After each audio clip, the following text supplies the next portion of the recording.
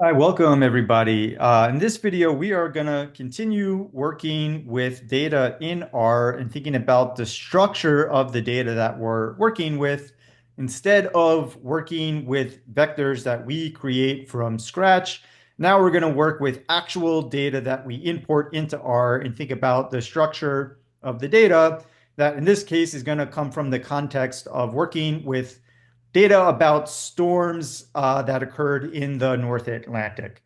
So this storms data that we're going to import into R, this is we're going to import from a package called dplyr. And the dplyr package is already installed in Google Colab. So we don't need to install the package, but recall anytime we're starting a new session of R and we want to load a package into that session, we need to load that package using a library command. So the dplyr package is really probably one of the most commonly used packages when it comes to data analysis and data wrangling. And so the first code cell here is going to load that package using the library command. So let's run this first code cell.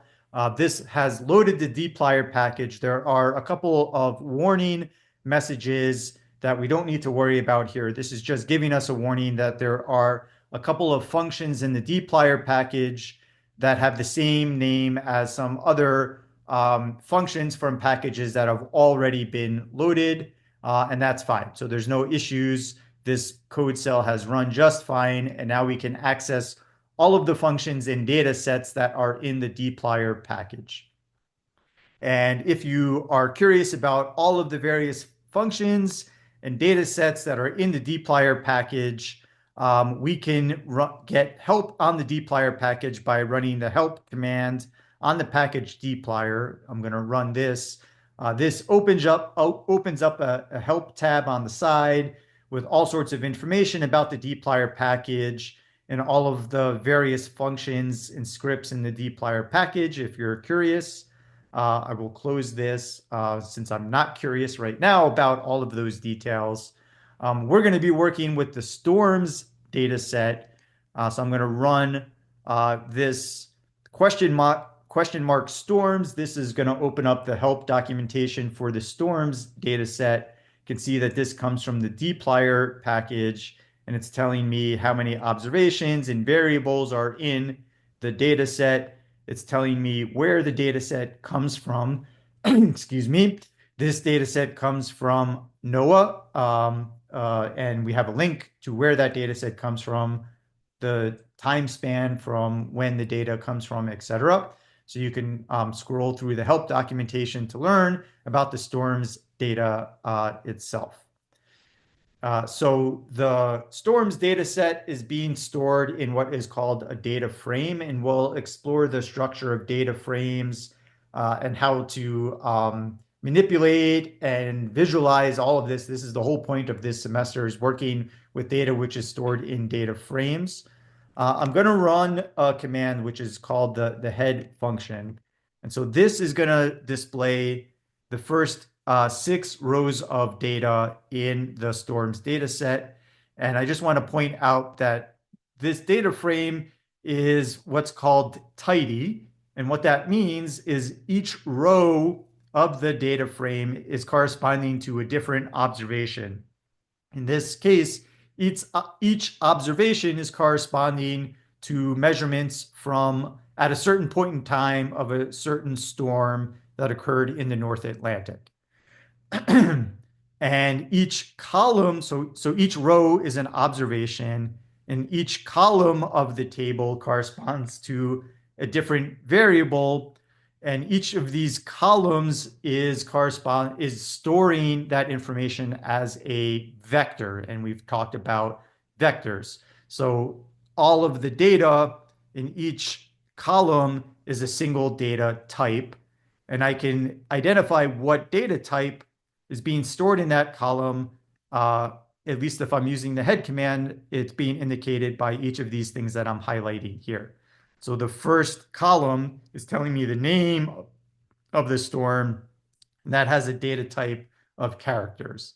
The second column That corresponds to the variable year, and that's being stored as the character data type double. In other words, these are being stored as decimals. And you could go across and look at the various data types of all the other variables.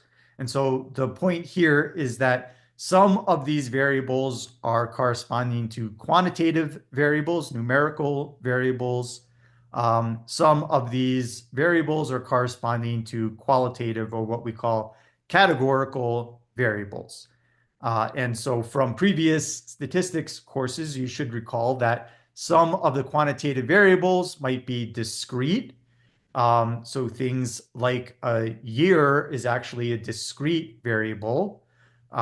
Some of these variables might be considered continuous. So something like pressure or diameter, these might be considered continuous variables. And for the categorical variables, um, these are each categorical variable has values that we call levels. So for example, the status variable has different levels, and one of them might be a tropical depression, another one is a hurricane, and so on. And yeah, so that's all I'll want to say about that. We'll explore the structure of different data much more this semester. But the point is that when we organize our data, we want each row to correspond to a different observation, and we want each row, excuse me, each column to correspond to a different variable in our data. So we looked at the head command up here that displayed the first 6 rows of our data set. Here are various other functions that are useful, maybe for just kind of getting like an initial way of exploring the data. Some other useful commands are like the summary command, which gives a numerical summary for all of the variables in the data frame. There is a glimpse function, a structure function. The head function tells the first 6 rows of the data frame. The tail function tells us we'll print the last 6 rows of the data frame to the screen. And then there's also a view function which prints the full data frame to the screen. And I'll just say it's really not recommended that you run the view command for large data sets. I think this data frame has like over 18,000 observations. So you really wouldn't want to display the full data frame on the screen when you've got a whole lot of observations. I would much more recommend these other functions that'll give you just kind of a smaller glimpse of the data set. That should be enough to give you an indication of like what is inside of the data without having to look at the full data set. Okay, so I will stop here. In the next video, you're going to be asked a couple of questions to explore the data set, and I'll walk through that in a separate video. Okay, thanks everybody.